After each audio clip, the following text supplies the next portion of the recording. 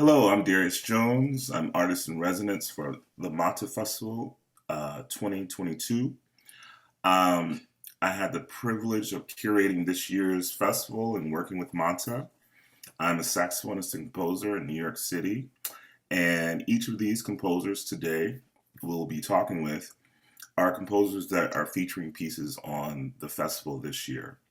So we're going to get into a beautiful conversation about the process of being a composer and maybe a little insight into each one of their pieces that will be presented this year.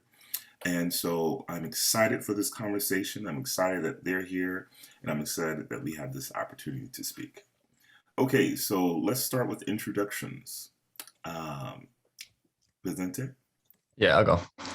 I'm Vicente. I'm a drummer and composer based in Brooklyn right now. I'm finishing my DMA at Columbia for composition, where I study with Georgia Lewis.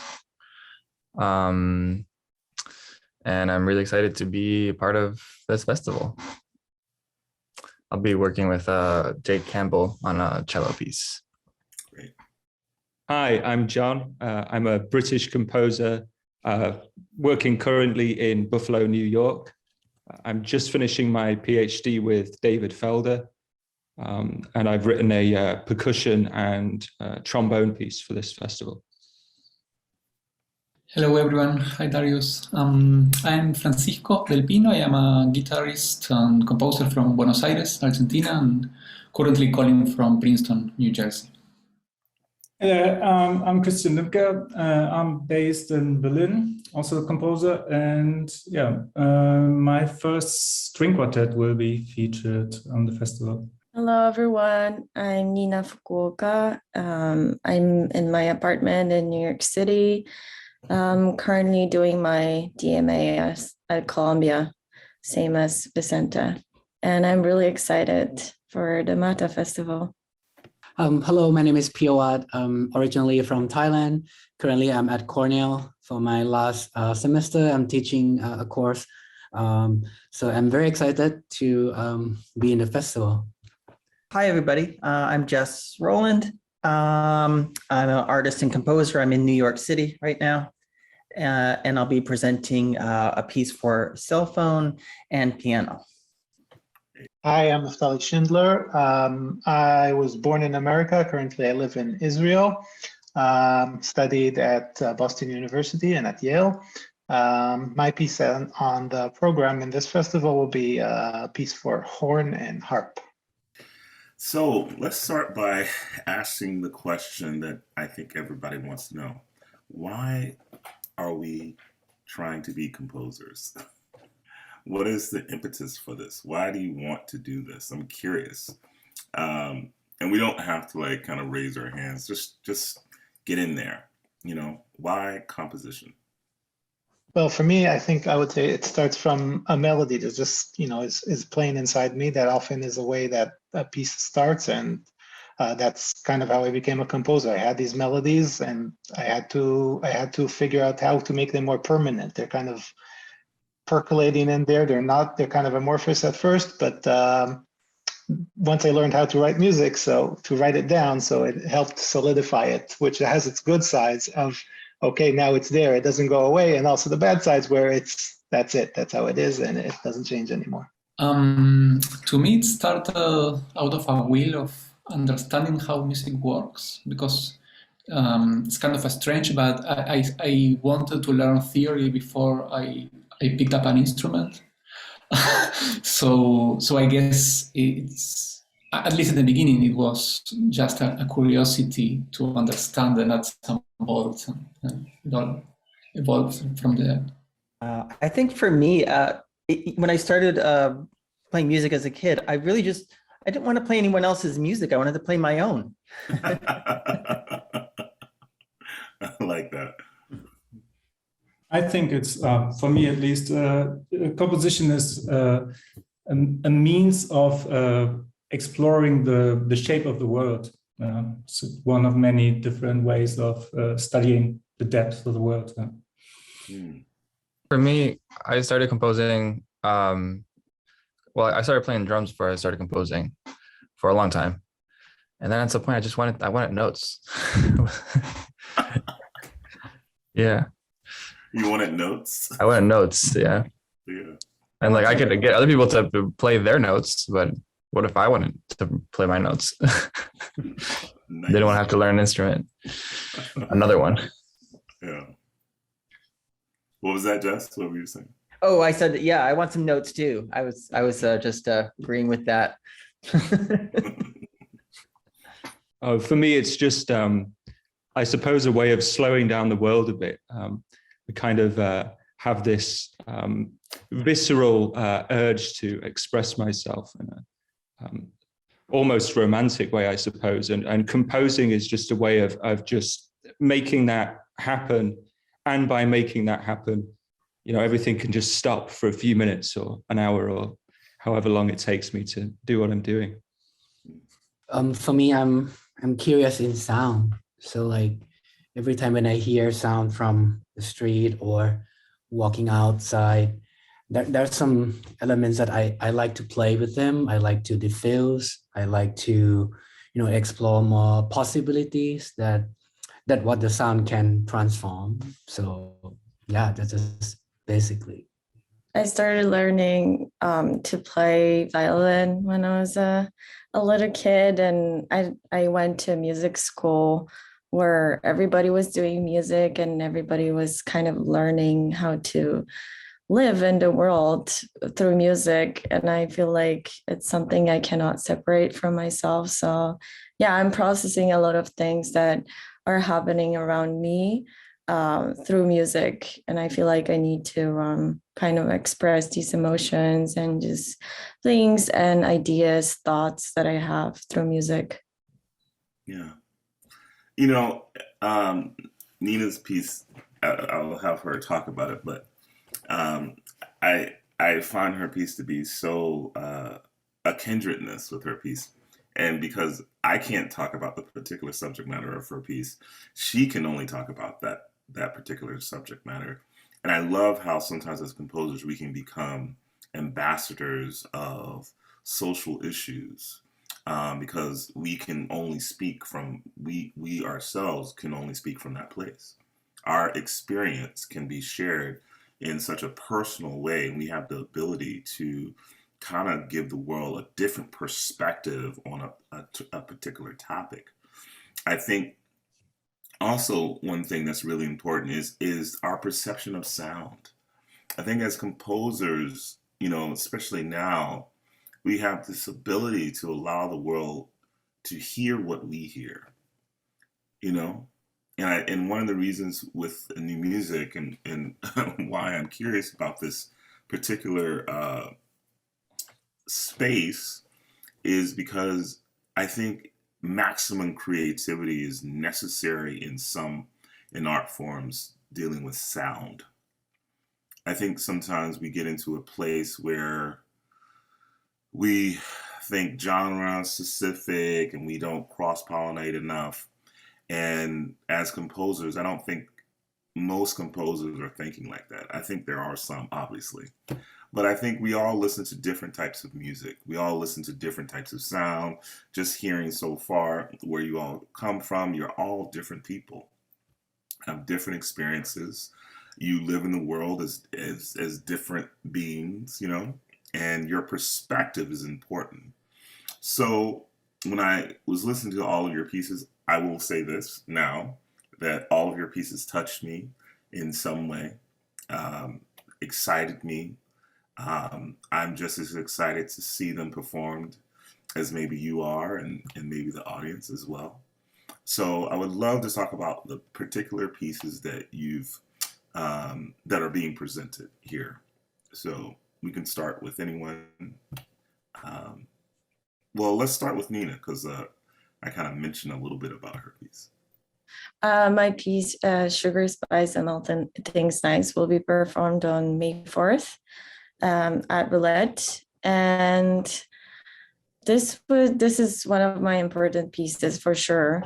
I started thinking about it way, I don't know, years ago, probably.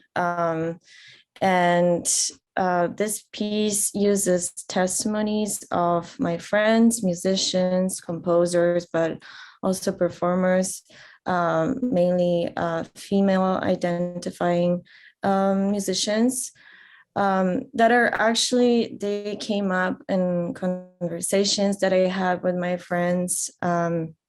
I did initiate this kind of, I guess I sent an email to my friends just asking them to share these experiences with me.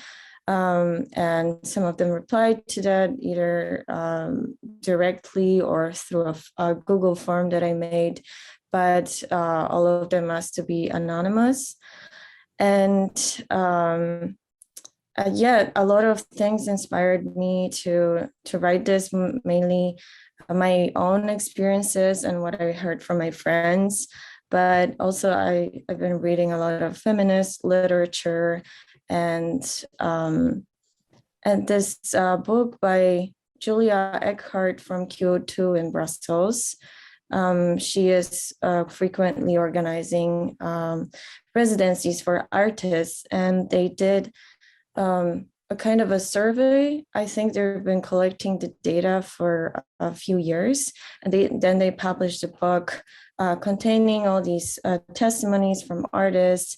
And just reading that a few years back stayed with me so strongly.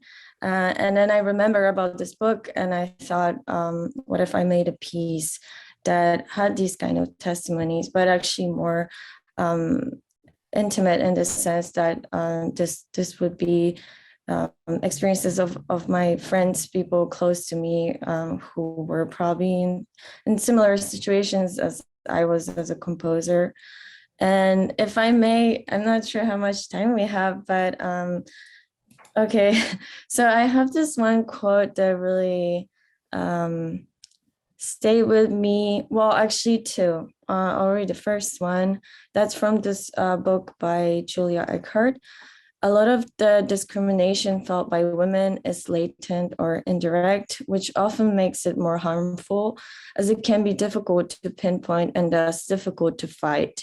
This latent and indirect discrimination includes jokes, condescending remarks, remarks about others, culturally coded stereotypes, etc. Deliberate exclusion, as well as being ignored or overlooked, can have profoundly destabilizing and unsettling effects. And yeah, there was a lot of interesting text in these books, and just like reading about it, being written down is also a bit different just than experiencing it. And I just felt it so strong. And luckily, luckily, and at the same time, not really, because all these people experience these things in real life. My friend sent me their testimonies, and initially I thought this piece would be about indirect sexism, as I've read in the quote. But I didn't expect these testimonies to be so strong, and sometimes actually being about harassment that often women experience in the music world. And it just became this piece naturally from all these testimonies I received from my friends. So yeah, and I worked with the text, but I realized how important it is to get the message through, as it is unchanged. So I kind of worked with the music around the text. I wanted the message to be in the front. And I also worked with the performers on acting techniques and just like figuring out how to say the text so that they become the performers, they become this medium through which, they can say the stories. Obviously, the stories are not theirs, but it could happen to anyone. So I wanted to kind of, put them in a role of a medium, getting the message through. And the piece was performed, premiered actually during COVID in September 2020 in Warsaw during the Warsaw Autumn Festival. It was a very emotional moment for me also because, you know, nobody knew even then if when are we going to go back to live concerts. So in that sense as well, but a lot of people approached me after the performance saying like, wow, I'm surprised. For example, people 10, 20 years older than me, women, saying that I knew these things are happening when I was also younger, but I didn't realize it's still going on. So that was also shocking for me to hear that. And yeah, a lot of people approached me and thanked me for just speaking about this. This sparked some kind of conversation afterwards. It was a bit controversial. There were some heated Facebook discussions, and in the end, my friend musicologist commissioned me to write an article about this piece, where I could explain a little bit more what was the background, like I just said, I just told you now, and just describing more in detail these problems that are facing us, and just analyzing these texts and, you know, these situations from the piece. Wow, I can't wait to see the piece live. So yeah, I'm excited. Me neither. And this will be first time this text is performed in English. So that's also. Oh, okay. Yes. Great. Yeah, because I was reading subtitles or something before. Yeah, exactly. First of all, thank you very much, Darius, and everyone for being today. Today, the piece that I sent, I call it double shattering splinters. So, like in general, most of my music, I try to focus on a kind of one or two, like no more than that, like a simple material as much as possible. And this time I'm very focusing on the idea of shaking, like the character of like something is shaking, which could create kind of intensity and kind of like tension, kind of, colors or behaviors that come from human or machine. So then it leads me to think like how I can produce the sound with the instrument. So the first time I composed this piece, I composed for a wedding ensemble. It was a residency in Ithaca. So we start to talk about modification of instrument. So I start to more like exploring, put some clips on the strings, try to experiment with different sizes of materials to see like how the different sounds, how like the parameters of musicality change. So yeah, so I came up with this method, and then I start to just put kind of the binding clip like this. So then like on each strings, so this create kind of like different spectrum when it bold. Yeah, so after that, I have been thinking a lot, like, in my work, like how we approach to scores, right? How we approach to, as a performer, how we approach to musical elements. So yeah, so with the sound itself, there's a kind of relation. It's kind of similar with kind of like cracking machine, somehow like so like I kind of like excited with that kind of sound and try to think like, oh, what kind of parameters that I could use. So then I start to come up with a kind of repetitive motion, but like not the loop, but kind of like a little bit change, like a bit phasing. So yeah, so that's kind of the beginning of the piece. So like try to focus on the machine-like sound that vibrated from the string and the wood. And then after that, after thinking about the shaking sound, right? So I'm also thinking about the behavior when human is checking as well. So like I just like go through, like talk to performers and kind of like explore to get like the motion of like checking arm. So like I try to say like, oh, this is not tremolo, but it's kind of like more like the intensity from the arm that also kind of double exposure, right? Like from the instrument itself, and then it transferred to, you know, the muscles. So yeah, so that like the second part of the piece, it's kind of like combination between machine checking and human checking. So like after that, like just kind of more kind of amalgamation between this relationship between human and machine.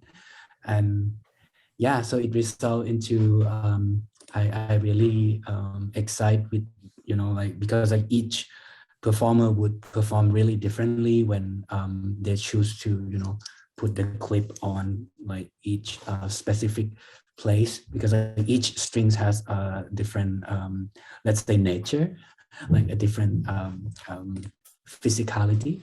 So yeah, so that's why it come out like as a title, like double shuttered splinters.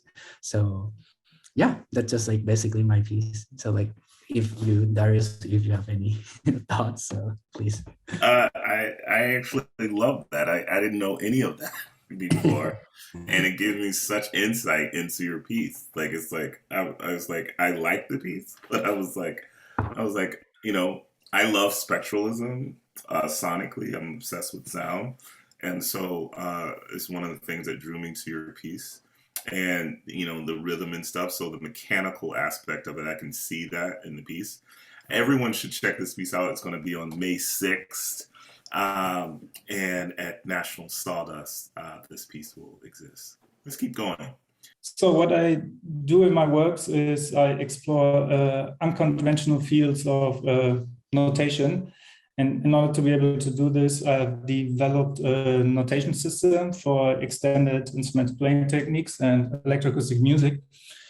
And recently, I finished another treatise which actually explores notation of light art, new media art, theatrical techniques, and dance. But of course, this piece focuses on sound, string quartet.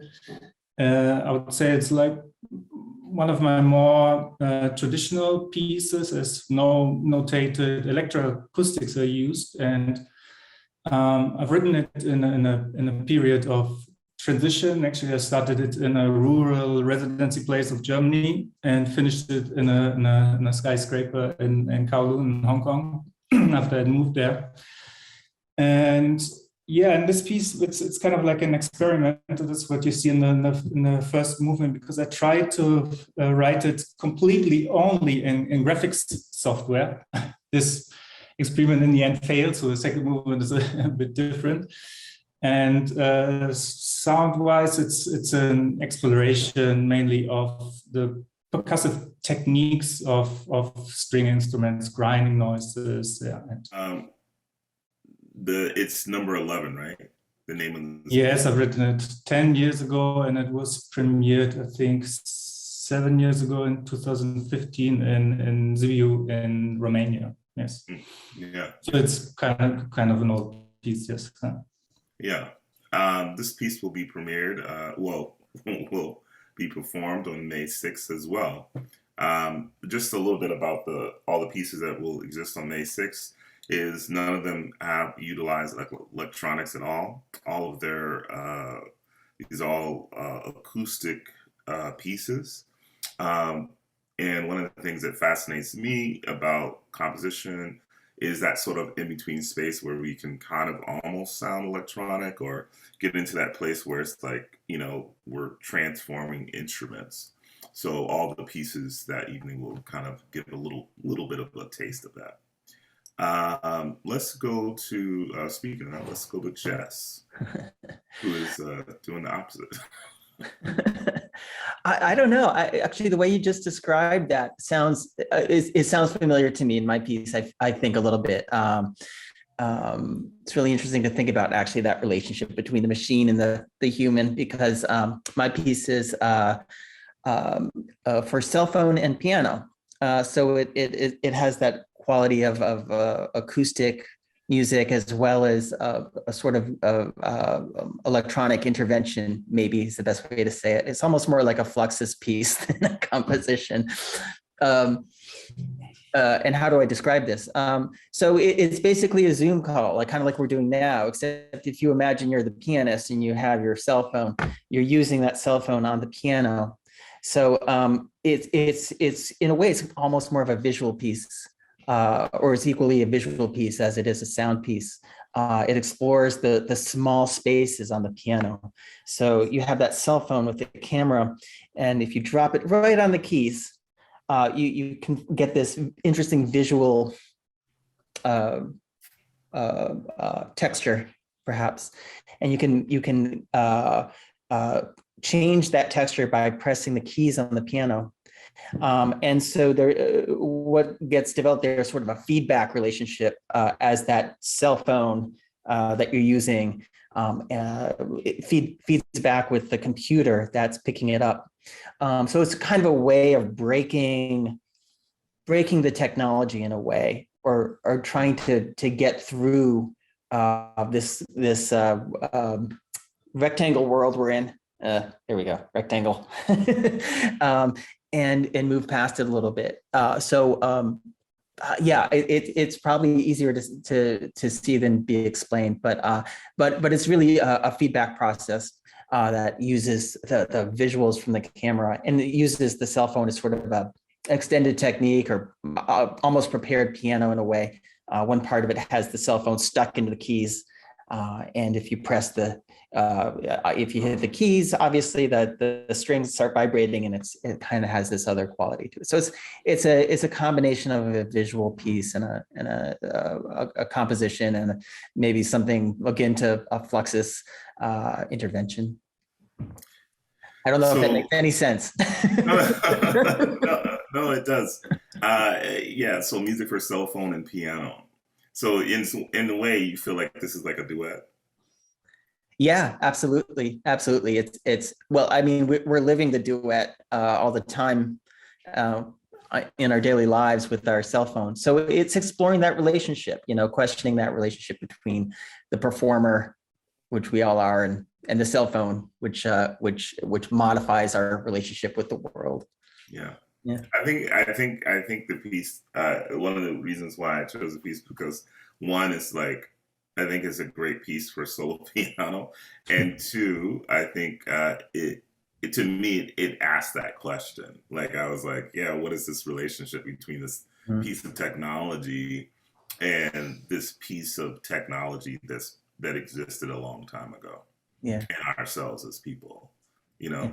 And I don't know if you, that relationship is all of what you were thinking about, but it's like. It definitely comes. It's just like this sort of, because for me, sometimes I think about like as a saxophonist, I'm playing this like mechanical thing, and that is ancient and old. Yeah. It's not as old as the piano, Right. But why am I still doing that when there's like computer? Right. Well, yeah, I think for me, I'm very skeptical of. I mean, it's a love-hate relationship with the technology, because. I feel a deep connection to just acoustic music, and so technology has this way of making us distant, but maybe also helping us be close as well. So it's complicated. Yeah, I think I'm looking forward to everyone checking this piece out, because which happens on May 5th at Roulette, because it does pose a real quandary.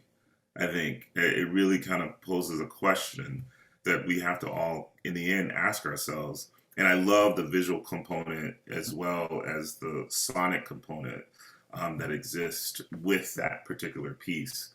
It's almost, I considered it when I was talking with Mata. I said it's kind of like a cyborg thing, like in this sort of like interesting way, like so yeah. Let's continue. But thank you so much, Jess. Oh, yeah. Thank you. Yeah. May 5th, everyone. Music for cell phone and piano. Francisco. So my piece is called Un Pez Dorado. It's a piece for 4 equal clarinets. The title kind of references David Lynch's book, Catching the Big Fish. It's a book on meditation and creativity, and the piece, at least for me, it's a piece that kind of meditates as it evolves, or at least I am usually a composer that makes a lot of plans in terms of the structure of the music and all, and so I am always striving to find a balance in the sense of the music being more about the journey and about a sense of space, and I think this piece in particular feels like those two sides, the more structural aspect and the more spacious side of things are balanced. So yeah, and one other aspect is a thing that I usually like to explore is like the tension between the one and the many. In a way, it's like pieces for many instruments that behave as if they were only one, and on the contrary, having solo pieces behave as if there were many instruments in place. So I think in this piece, the 4 clarinets behave as if they were one giant solo clarinet in a way. And it's basically one very long line throughout the whole 12 or 13 minutes the piece lasts. I think of it as if it was only one line for one instrument that has all these weird reverberances and echoes going on. So it's really a piece about the space, and it's funny because the only thing I managed to do in the past is a recording, but I haven't had the chance to hear the piece performed in a hall. So I'm so looking forward to really being able to feel that presence in the space of this music. So I couldn't be more grateful to have the opportunity to actually hear it and sharing with you all. Yeah, this is another piece that's going to be performed on May 6th at National Sawdust. So, and I'm looking forward to this piece as well, because I feel like, what you just said about this sort of like single instrument, making them into a bigger instrument, the multiplicity, but like thinking as a singular thing, and creating this sort of gigantic sound. I think the thing that drew me to the piece was the fact that you were able to get this level of spectralism and sonic like manipulation with the piece, that sometimes we think about string quartets or something like that doing that, but it's like, oh wow, like this can happen with a wind instrument, with wind instruments as well. So I'm really excited because your piece is right after Christian's piece. And so it's like this juxtaposition that I think is going to be really fascinating for listeners. Naftali. So the piece that will be performed is a piece, and wait, I need to take a deep breath. Chants, Pastorals, and Antiphons of the New Moon. That was the name, for horn and harp. So basically what prompted this piece was my friend Colleen, a harpist, who commissioned the piece. So she was trying to convince me to write a piece. So she reminded me how her duo of horn and harp, these are two really ancient instruments. So that got me thinking of how the two main instruments in the ancient temple in Jerusalem, we're talking 1000 BC, that's the first temple, and 400 or so BC is the second temple. So they would perform the Psalms, the book of Psalms. One psalm they would perform at the beginning of every month was Psalm 104.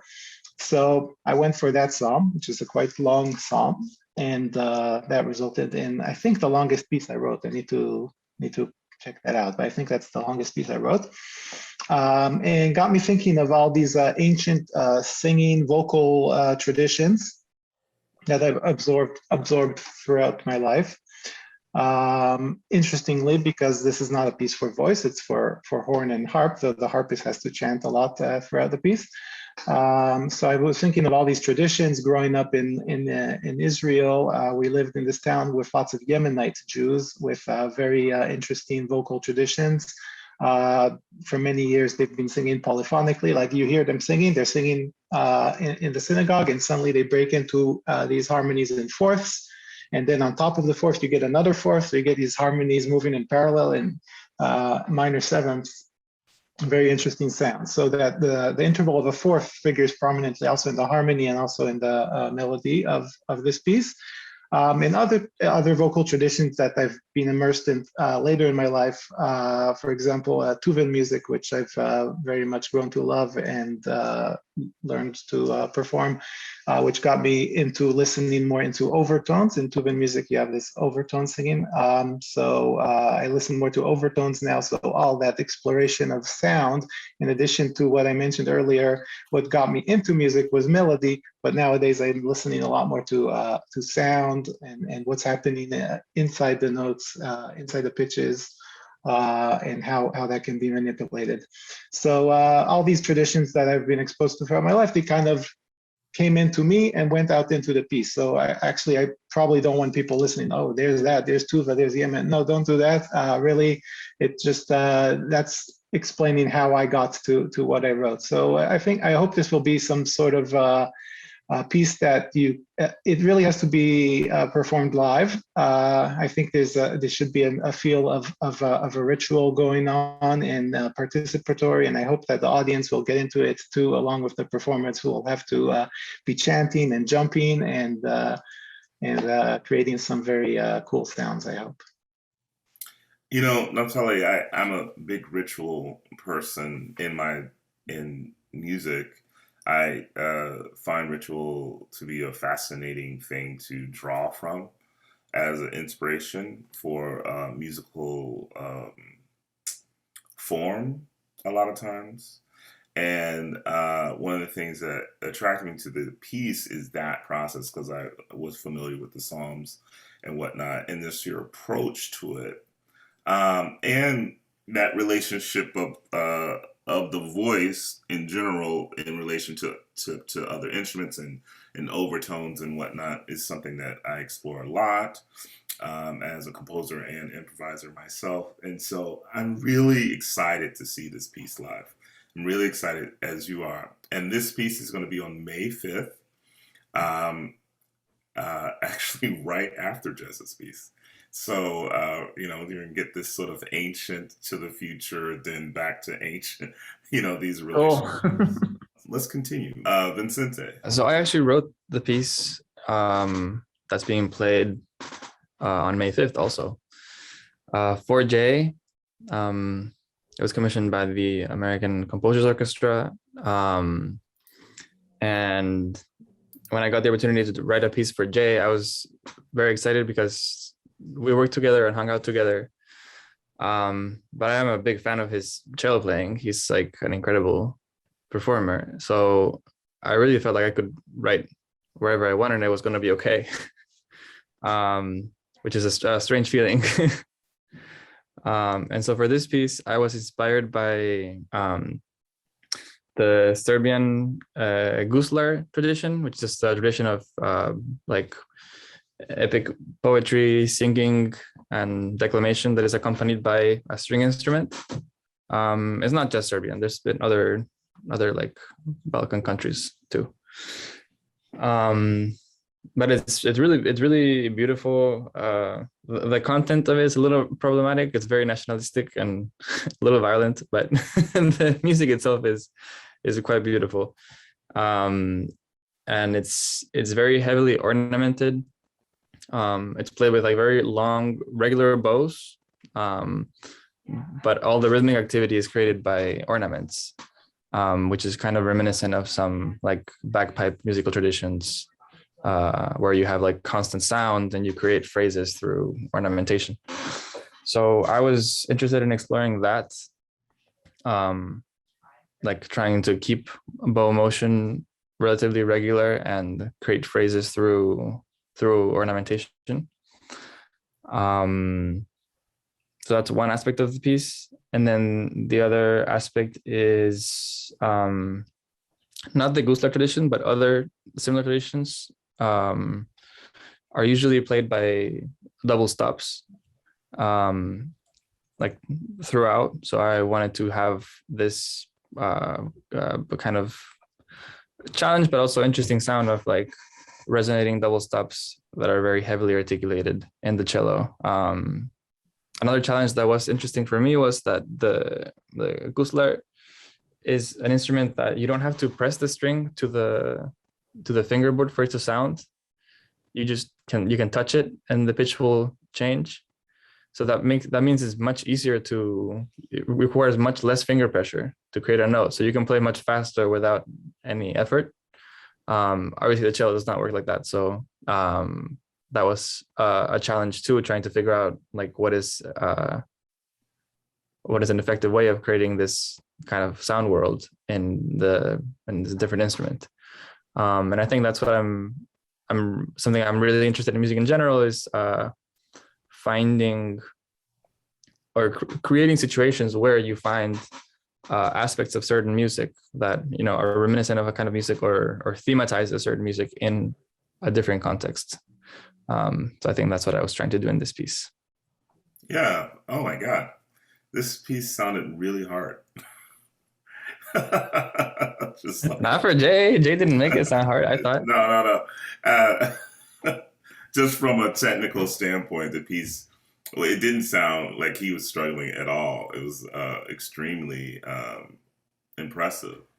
And to hear the combination of what you're saying of bringing all these worlds together, I can totally hear that in the piece. And that's something that is really beautiful about it. And I can't wait till people hear it. It's at Roulette, as you mentioned, May 5th. Yeah, like I think people are going to be blown away by it. Absolutely. John, I think you're last here. Hi, thank you. So my piece is called Green or Beautiful in Green, and it's for percussion and trombone. It was originally written in collaboration with Elysian Ensemble, who recorded it at Melbourne Recital Hall. And they did a sort of film recording that's available on YouTube. And they did a really, really great job at capturing what I was trying to get across with the piece, which it was originally inspired by ancient Egyptian statuettes, which with age, they turn green. There's some kind of chemical process going on. And in particular, the statuettes of the Apis bull, which were bulls that had a very special place in the hearts of the ancient Egyptians at certain times in the long history of that civilization. And there was a time period where they were ritually sacrificed as part of a religious offering. And so I had based the form of the piece really on this idea of the Apis bull, but the sound worlds themselves have been inspired, I suppose, in a more general sense by the atmospherics of the temple ruins and things like that from pictures, and particularly the play of light. And so there are three sound worlds, and the first one is to do with this kind of play of shadow and mostly shadow with bits of sort of flickering light and things like that.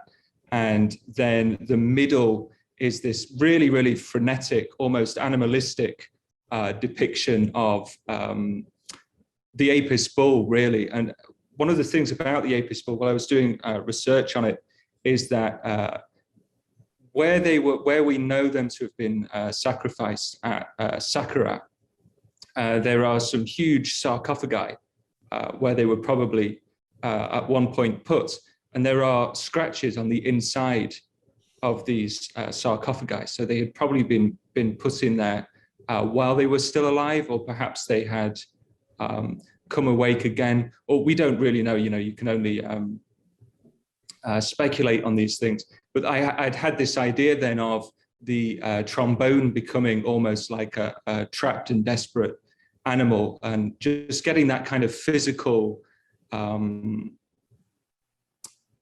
power and that physical expression out of the instrument was really important to me, because instruments are almost animalistic in the sense that they can and will assert themselves, and you can kind of negotiate with them to get all these kinds of different sounds. But it is a negotiation that you get into. You can't force an instrument to do anything it doesn't want to do, in a manner of speaking. And so there was that idea which makes up the sort of central section, and then at the end, I suppose it's really much more spiritual, and it was inspired by in these temples. They're very, very careful about how they have the certain shafts of light thrown on certain parts of the temple, different reliefs, different statues, and things like that. But in these statues are these, in these shafts of light are these kind of ephemeral specks of dust. You can see them in the photographs, just very kind of gently moving around and making clouds. So I was kind of thinking metaphorically and spiritually as these specks of dust as being the Apis bull having finally dematerialized and become one with the world. Wow, my subconscious was like definitely in effect when choosing all of these pieces. It's kind of weird that you're like hearing the insight of all of your pieces, and particularly yours, John, because I'm obsessed with Egypt, and also the thing you said about like instruments being like animals. I recently described my relationship to my instrument as like I'm its like human pet, and so yeah, it's so great. John's piece is going to be on May 6th at National Sawdust.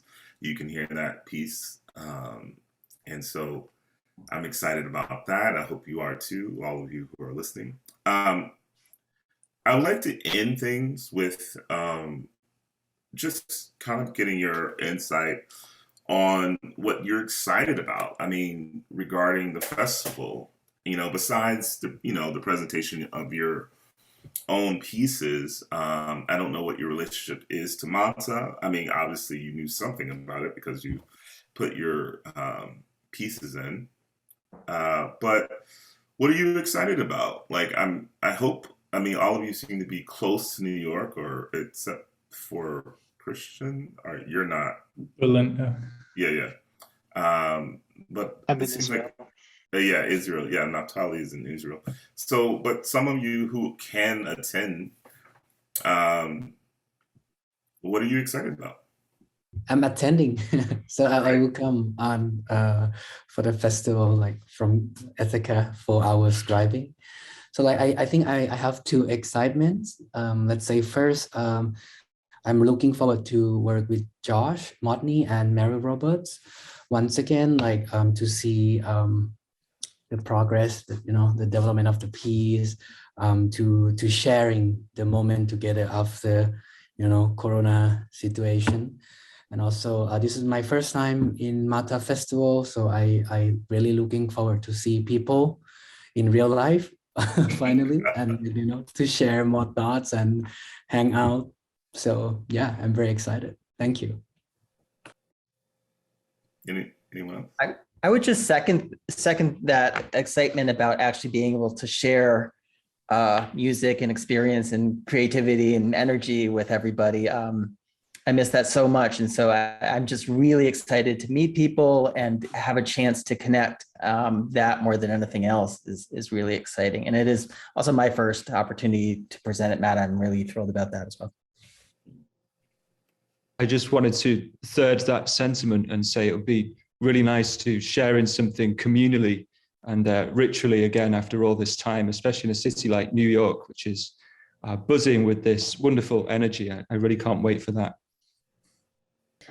This will be only my second performance in New York City, which is also amazing in a way. My first one was 2 days ago, and my new piece was performed by ICE as well.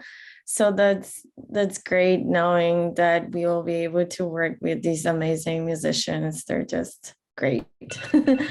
Oh, I'm sorry. And yeah, it's also exciting to finally work on music together with people with real bodies and just like be in that concert space and experience music as a community. That's amazing. Yeah, I will second everyone. I mean, in addition to obviously being a amazing opportunity working with ICE, in my case, being at MATA for the first time, it's really mind-blowing.